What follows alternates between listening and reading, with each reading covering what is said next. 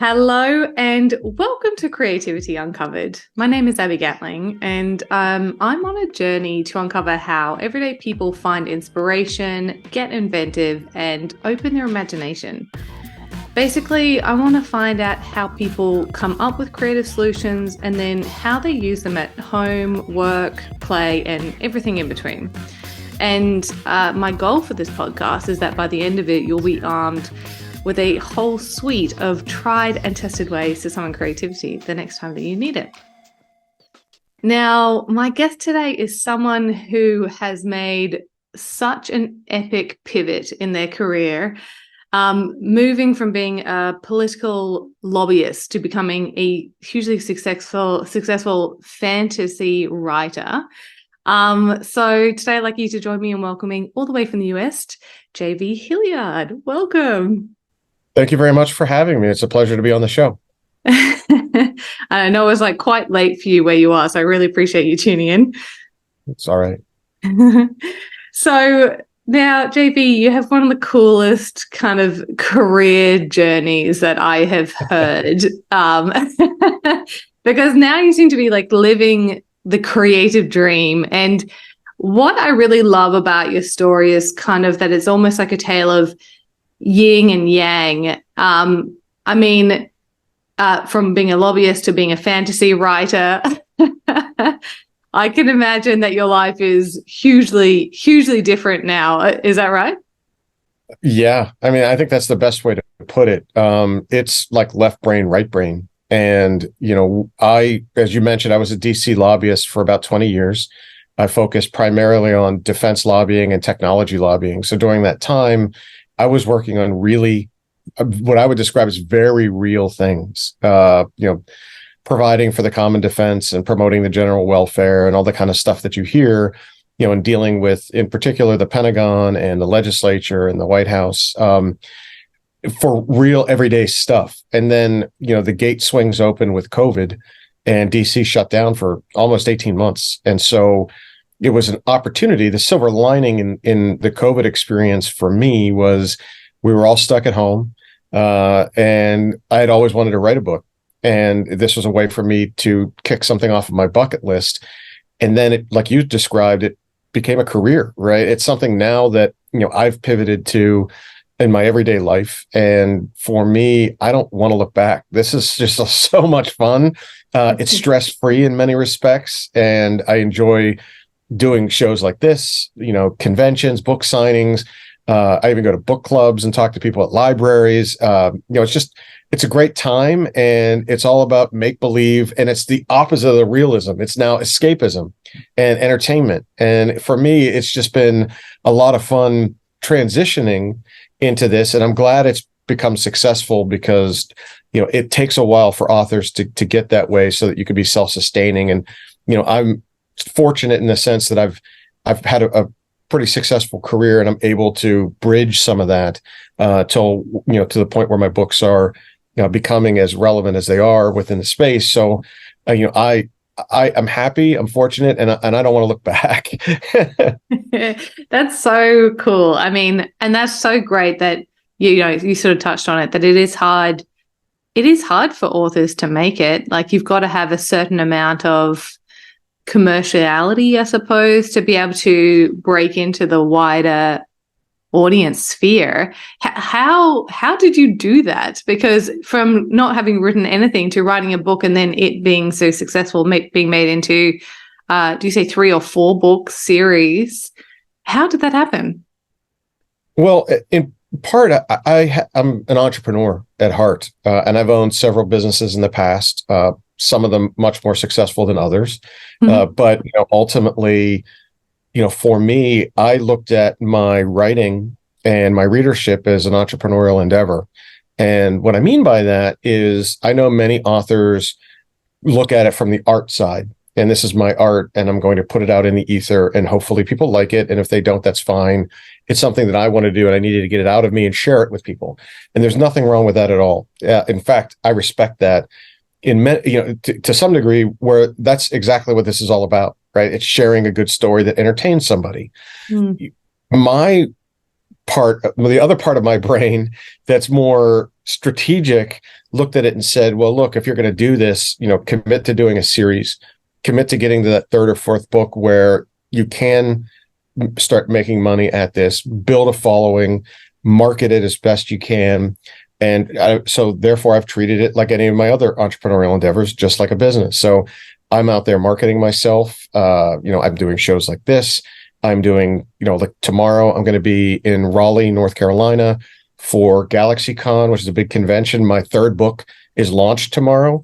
So, and I've got a couple of speaking engagements at the convention, and, they have about 30,000 people come to those. But conversely, if you rewind till this past Sunday, I was at a local bookshop and I had 3 people.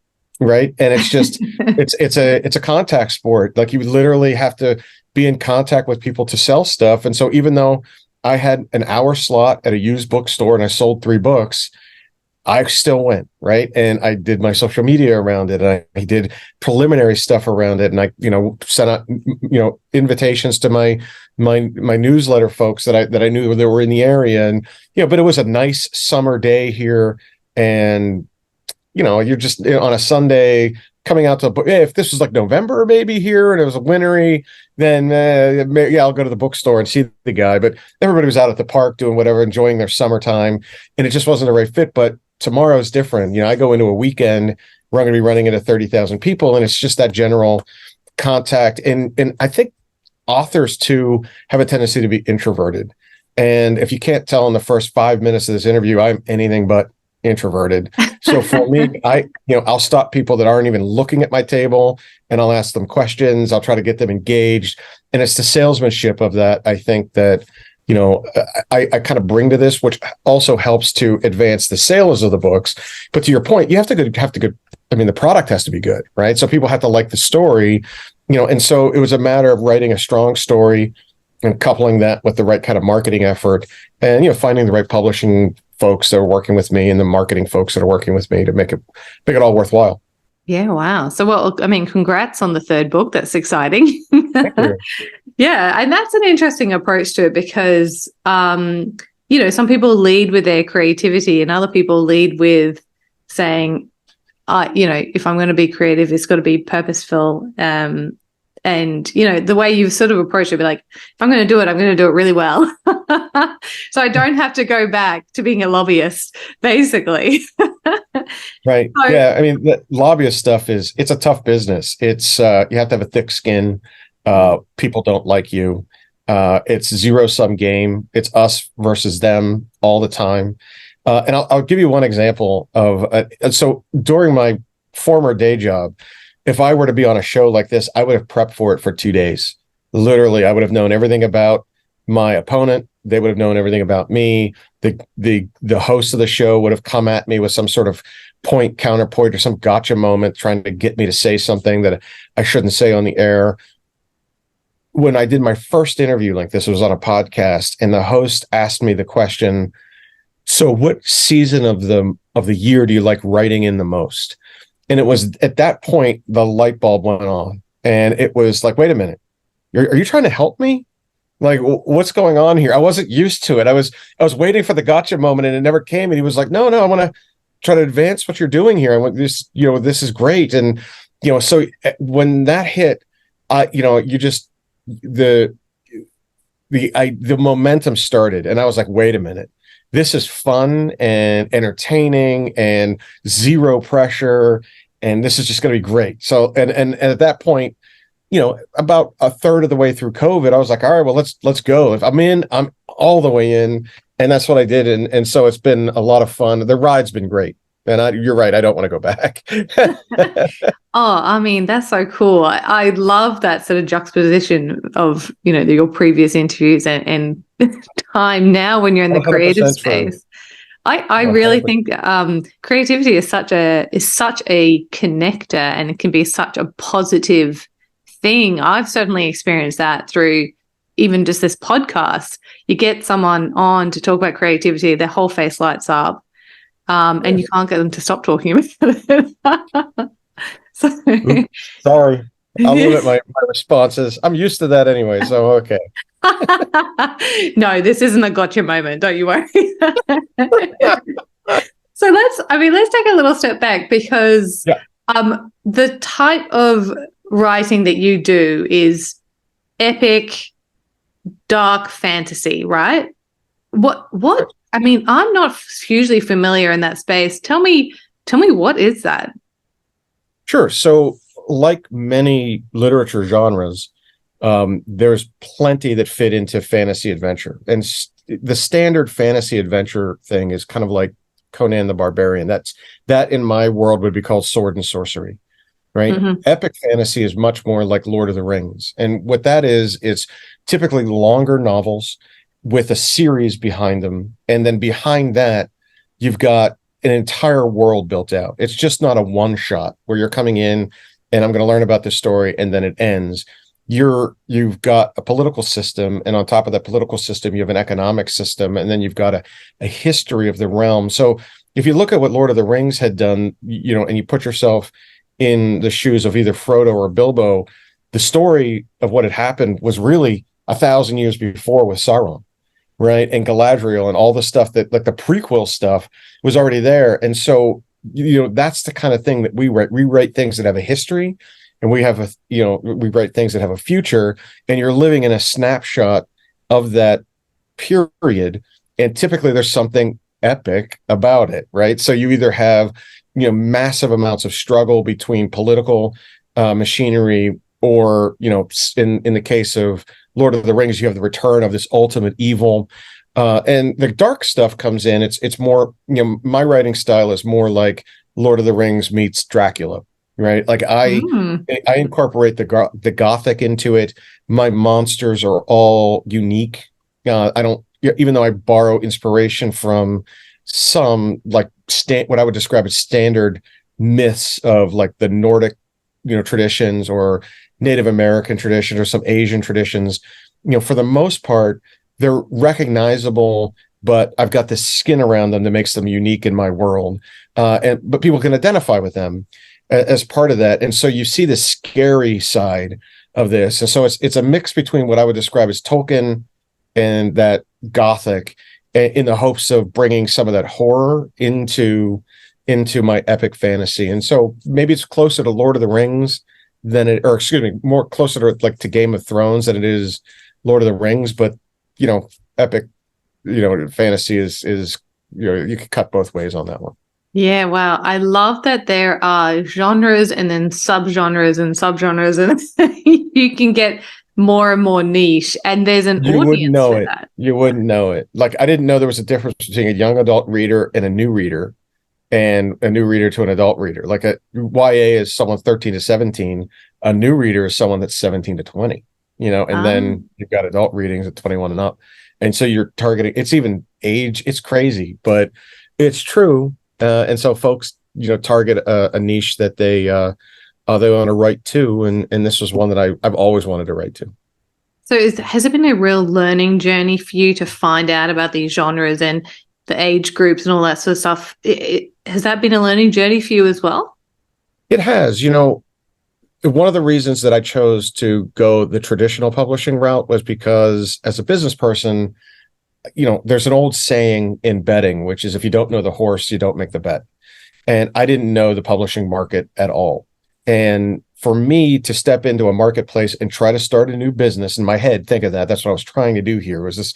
I saw this as a business with me being the brand and my books being the product. I knew if I was coming into this market, I needed someone next to me that knew what they were doing. And so I didn't want to be an indie author. I wanted to be traditionally published. So I had even though that meant I was taking less royalties, but I had a partner that knew what she was doing. And in this case, Dragon Moon Press became that for me. And I learned more about the industry, which has allowed me to then make the right kind of business decisions on where I go and what I do and how I promote. And typically it's alongside of her. Now, some things, I might want to do that she doesn't want to do, and that's okay too. And then that comes out of my own pocket, but then I get all the victor goes the spoils, or I lose my money, right? Depending on what dice I'm rolling that day. But, it has been a tremendous learning experience, and it's drinking from a fire hose, really. This industry is one that's been around for ages, and some of them are, these traditional publishing houses are steeped in their traditions, and it's really hard to break them from that. And I just have one that is a little bit more agile and, what I would describe as a niche publishing house that focuses on my genre, that understands my marketplace really well. And, I fell into it. And same thing with my editors. I got the right editors to be part of this, that understand the genre, know what my readers expect. My beta readers know what my readers expect, because they read my stuff all the time. And so, writing is really a team sport. It's just not me sitting in a coffee shop somewhere writing. It's really a group of people that are helping me hone my product to make it the best it can be, to the benefit of not only the reader, but also to the business side of things. Yeah, I love that. Is that writing is a team sport. And it's true, though. I think like with any endeavor, you can focus on the things that you're good at and outsource to people who know more than you. That's certainly how my business works. I work with people who are busy every day focusing on their professional services. Leave the marketing to me. I'm doing this day in, day out. So I guess that makes sense in writing as well. Oh, well said. In my previous business, it was the same way. People hired me because they didn't know how to navigate the government marketplace. And the same thing would hold true if you're not going to walk into court without a lawyer, or you're not going in front of, in the U.S., the Internal Revenue Service, without an accountant, right? So you just find someone that knows what they're doing. And in this case, I needed a publishing team, an editorial team, and a team of folks that really had a domain expertise that was around fantasy adventure, sci-fi, dystopian stuff that you read, like Hunger Games, and because a lot of that stuff is translatable. Like if you're a fan of Star Wars, you're likely also a fan of Lord of the Rings, or same thing holds. There's just a number that you're just open-minded to that type of thing, and you might not be a romance reader, or the romance reader is. So I'm not going to go to a romance publisher and ask them to help me publish my fantasy book. So I found someone that was in my very narrow lane, and she helped me to grow it. Yeah. I mean, unless you want to go further down the Game of Thrones route, but at a bit more sexy times. Yeah. That's crazy. I mean, it's interesting to me that you sort of have started with a passion for writing and fantasy, but then really quickly focused on the business side of things. Which I think is a really smart move, because, you obviously have an end goal in mind and you want to get there as quick as possible. But how do you switch back between that business side and the creative side and getting back into the writing? Yeah, I think that someone like me, I used the term left brain, right brain before. I am to some degree mentally ambidextrous when it comes to that. I really enjoy the writing, the creativity side. And in part that comes from, 20 years of playing Dungeons and Dragons and being a creative. I was a dungeon master for many of our groups, campaigns as part of that playtime. And, we still haven't stopped. The same group that I played with in high school and in college, we still get together on Sunday nights, 6 to 10, regardless of our wives or husbands. We put that stuff aside and still play, and that fuels the creative side. And for a while, it sated that for me. I didn't need that because I was getting that as an outlet. And then COVID happened, and that really provided me with the opportunity to say, all right, well, now I've got my days free. It's just not Sunday 6 to 10. How do I take this creative side and put it on steroids and really kind of rev it up and throw some rocket fuel on it, right? And that's what I did. And then once you have that product and you think you have a good book, you have to market it. Because if you look at Amazon, for example, Amazon has tens of thousands of new books each month, and if you're not out there marketing like everybody else is, you're just going to get lost in the tsunami of new work that's coming out. You have to differentiate yourself. And part of that is the sweat equity, right? That's the elbow grease that you put into it. And so it's doing these calls at crazy hours at night, or getting on the road or going to a used bookstore and only selling 3 books. Each book means that you got a new reader and you're capturing something, a new email address that you can reach out to for the next one. And you just have to build your base like you would any kind of startup business. And so, maybe it's because that was easy for me to fall back on. I understood those protocols and rubrics and all that kind of stuff as a business owner, but the creative side was like, wait a minute, this is so much fun.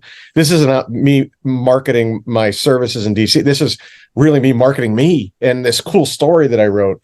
And I think that's been a lot of fun for me, and an experience I wouldn't trade in. I mean, it's been great. Yeah. I think that's it. Like, if you do something and you're proud of your work, you want to get it out there. It makes perfect sense to me that you're doing that. But then again, I am a marketer, so it's definitely playing into my sense of understanding. There it is. Uh-huh. No, but you get it. Hey, do you need a client? I'm looking for a marketer. I need to beef up my Australian market a little bit. Oh, we'll talk after. I think that's interesting that you mentioned Dungeons and Dragons. Again, it's not something I'm hugely familiar with, but from what I understand, that a huge part of it is storytelling and creating a whole new world. It seems, now you've said that, it kind of really makes sense that you've kind of gone down this track now, because you've been doing it since high school, you said.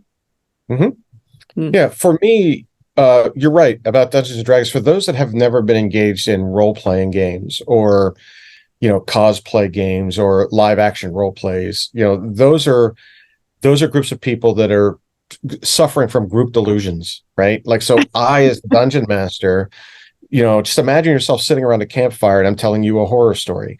Like, it's a verbal communication of a story, and sometimes it's with body language, sometimes it's with tone.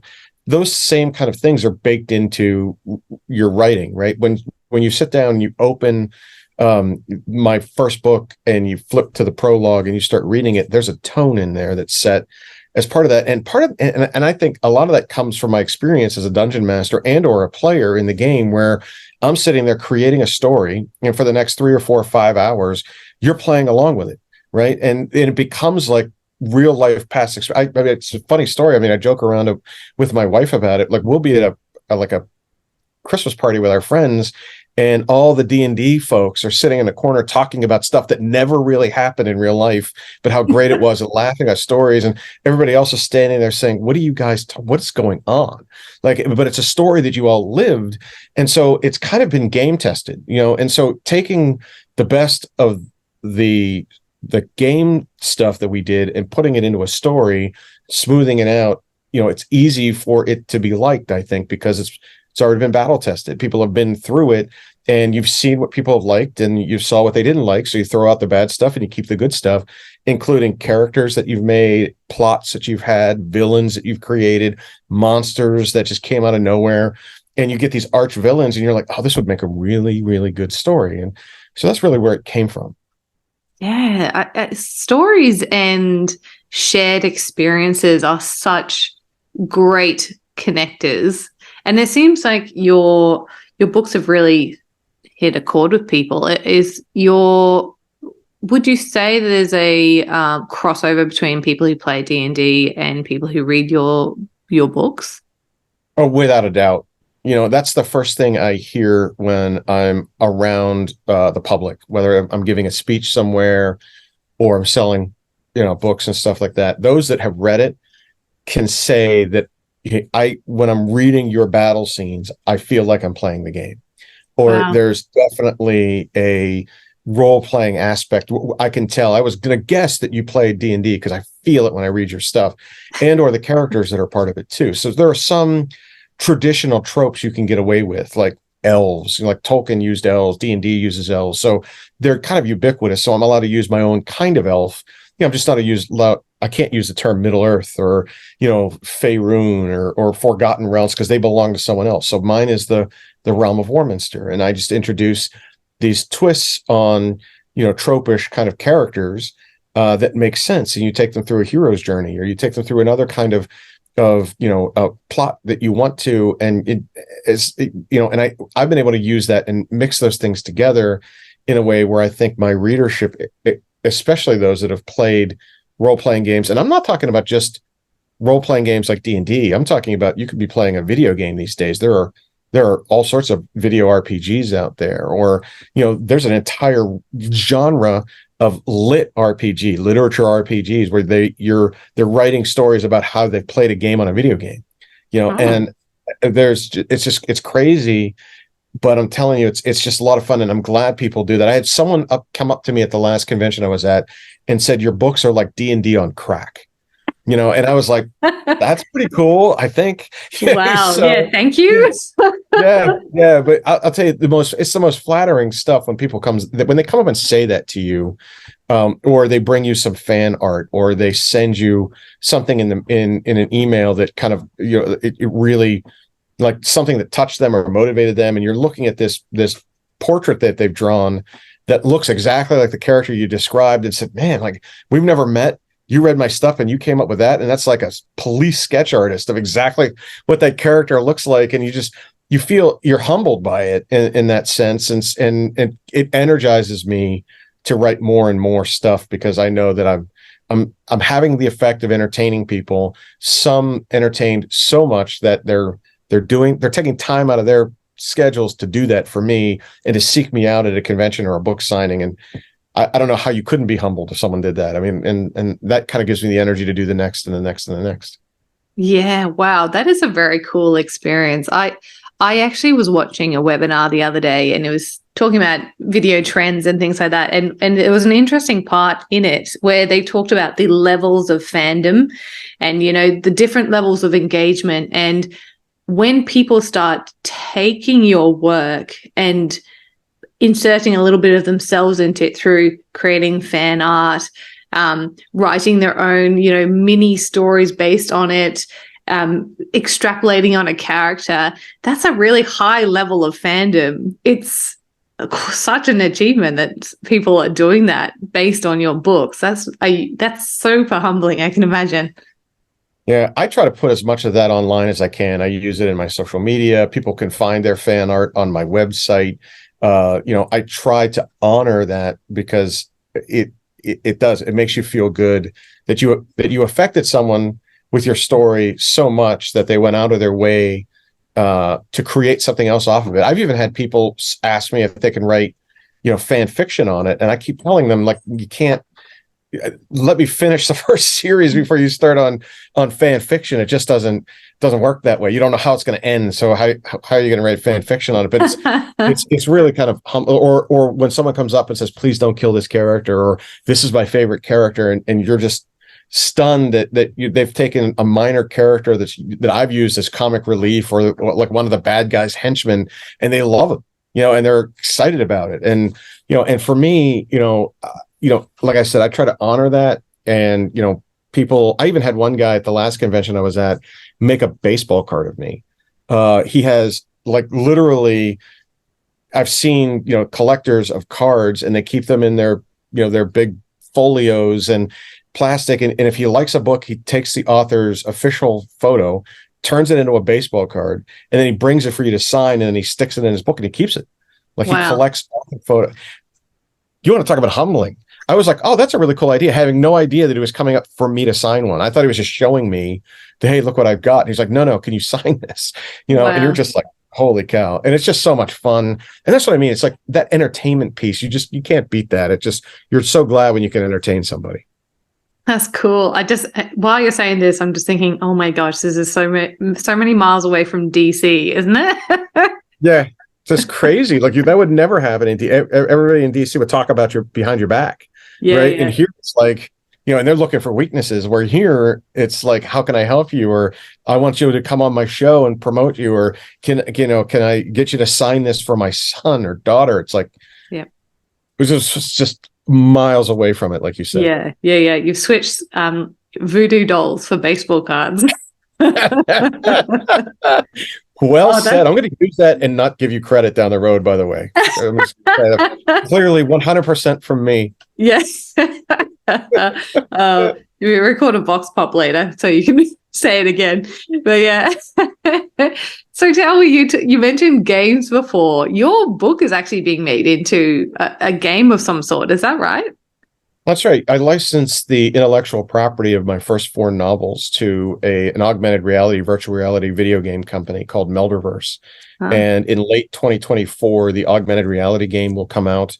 And in late 2025, the VR version of it will come out. And for those of you who have played Pokemon Go on your phones, you know what AR is, right? So instead of catching a Pokemon, you're going to be able to use your phone to capture rewards in a game where you're creating your own avatar and slaying the dragon, but there's going to be real life rewards as well as, leveling up rewards in the game. So your character will level up and gain experience and hit points and powers and all that kind of stuff. But as part of the dragon's treasure or whatever it might be, you're also going to be able to earn real world points, which is, a buy one, get one at Starbucks, or a buy one, get one at your local deli, or whatever it might be, whoever's sponsoring those things in there. And so they partnered with the company that owns Pokemon Go, called Niantic, to kind of create the skeleton of this. And then Melderverse is coming in and wrapping around, putting the meat on the bone. And my storyboarding is helping them kind of, navigate the plot lines and things like that, staying, within the confines of the realm, but understanding that they're obviously going to have to make it different because, the representations of the characters are going to be different. They're going to be live as opposed to in your imagination and things like that too. And, sometime in 2024, I might also have a graphic novel series that's beginning. We're in the early stages of that adaptation. So we'll see where that goes too. But I get that a lot, is like, oh, your book should be a comic. They're so rich, they're so graphic that you need to turn this into a comic book. And, lo and behold, I'm halfway down that road. So not there yet. I don't have a publisher for it, but I've got a team that I'm putting around for it. And I'm excited about getting that done. Wow, I can't believe all the different avenues you can go down with this and how you can translate your book into so many different formats. It's unbelievable. It's just a whole new world I've never even thought about. Yeah, the question you get a lot is, is it ever going to be made a movie, or is it going to be a Netflix series, or whatever it might be? And that's what you hear a lot. You never hear, is your book going to be turned into a video game? Or am I going to see this in my local comic book store? And you just take the opportunities as they come to you. And, if that helps it one day to sell more. And again, I'm honored that someone would see my books as a strong enough to support a video game audience, and that, the kind of, battles and challenges in the novel that they read translate well into the same kind of thing for gamers. And, it makes sense when you think about it. So yeah, of course I'm going to take advantage of that if I can. And then my art finds another medium, in this case, maybe two. So we'll see where that goes down the road, but I'm excited just to be part of it. And I'm honored that someone would think my stuff's worthy of that. Yeah. I think, like, your writing is so rich. The vocabulary is so interesting. It must be very typical of fantasy writing, but surely, translating into other mediums, that's kind of a hard process to make sure that you're still capturing the essence of it all when you're stripping out like 90% of the words. Yeah, it's tough, right? Like, you're going from a very imaginative playground to one that is visual, whether it is in a comic book, like you said, where you're taking what might be an entire chapter, and putting it into a couple of pages, all graphically done. And it's that illustration that carries the story as opposed to the words. And, you mentioned way in the beginning of this interview that, when you don't know what you do, you find someone that does, and you bring them on as part of your team, you sub that out. Well, that's exactly what's going on here. I couldn't ever put together a graphic novel. I wouldn't even know where to begin for that, but I've got people that can, and, they're going to partner on this to make that happen. Or the same thing with the video game. I'm not a technologist. I can't do augmented reality, but they know their realm. And so I'll be there to assist, but I'm also self-aware enough to know when I need to get out of my own way. Like, I'm not going to tell them how to make their own game or make their own graphic novel. They know their industry. I don't. So I'll stay here and just call me when you need me. And as long as it's not outside of reason that you want to change some things, I'm usually pretty easygoing when it comes to that, and realizing you're just adapting it, and it's not the same, but it doesn't have to be. It just has to be something that's, again, entertaining. Someone, wanted to see it and, oh, this is what Ritter looks like, or this is what Adeline looks like, or at least from my eyes, what they should look like. And then they, and that helps to inform the reader. Yeah, I can only imagine that you're describing you're describing your characters and the environment in all this way. And then when someone else comes up with an interpretation of it, a visual interpretation, it could be jarring, or it could enhance what you already had in your brain. Like I know when I've read books and then I've watched the movie, the first part you're like, oh, that's not what they look like, but then you really quickly adapt to it and you're like, yeah, of course that's what they look like. Yeah, right. And look, you don't ever want me drawing anything. It's bad. It's like stick figure bad. So for me, I appreciate their art form, and I think they appreciate mine. And so if I could help them, like, and it's basically like an interview. They sit down and say, well, tell me about this character. What does he or she look like? And, and you give them the parameters of it, and they come back with like profiles and costumes and what their weapons look like and what they may look like in different stages of their life. And I didn't even know that was a thing. And meanwhile, there's like 5 pages of iterations of what these characters will look like during the course of the story. And you're like, oh, that's pretty good. I never thought of it that way. Wow. Because in your head, like, your characters don't age, or there's just something about them that they're always going to be the same person. And really, in the end, they've already taken that into account in this new form. And you're like, wow, that's really good. I hadn't thought about it that way. Wow. And you just have to respect their talent and get out of their way. Like, I don't have the ego to stand there and wave my finger at them and say, that's not what I wanted. No. Yeah, if you're close, you're good. Yeah. And do you think what they're coming up with is shaping how you're going to progress with your next books? Oh, sure. It gives you thought. Like, by way of example, when I did the first storyboard for the video game, you realize the limitations of it. Like, in the book, there are no limits. I'm creating this sweeping realm, and it's just me writing it, and it doesn't really happen anywhere. It's all happening imaginatively, and everybody creates it differently in their head. That's why I think that when people go see movies after they've read the book, they always say the book was better. Well, of course it was, because it was exactly the way you pictured it in your head, right? And in the movie, it's an interpretation through someone else's eyes and their optics on things, and it's limiting. There are no words to accompany it, so they inject music and intention and and all sorts of other things to get you to emote in that way, where you're feeling a connection with those characters.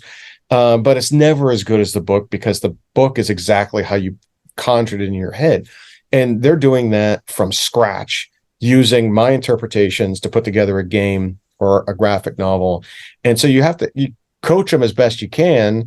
But like I said, as long as you get in the ballpark, that's going to be good enough for me. I don't want to tell them what they need, because they know what those limitations are. And, so I'm a willing collaborative when it comes to those kind of things. And I try to stay out of their way. Yeah, that's cool. It sounds like you've got such an exciting future and a whole bunch of things lined up. So thank you for sharing a little bit of that with me today. Been my pleasure, and thank you very much for having me on. I enjoyed. I mean, look, I do a number of these things, and some of the stuff we talked about tonight I haven't talked about before. So you asked some very cool questions, and I appreciate that. Oh no, look, it's such a good news story. I love when people just find an in and follow their passions. And so I really appreciate you sharing with me and my listeners today. And I also want to thank everyone who has tuned in to Creativity Uncovered today, because I really hope that JV's story has inspired you to sort of chase your dreams, and because they don't have to remain just a fantasy. Oh, little pun there for you. That's 2 for you tonight. That's really good. I can't help myself. I got to end the recording before now. So thanks everyone, and as always, I really hope that this episode helps you summon your creativity the next time that you need it.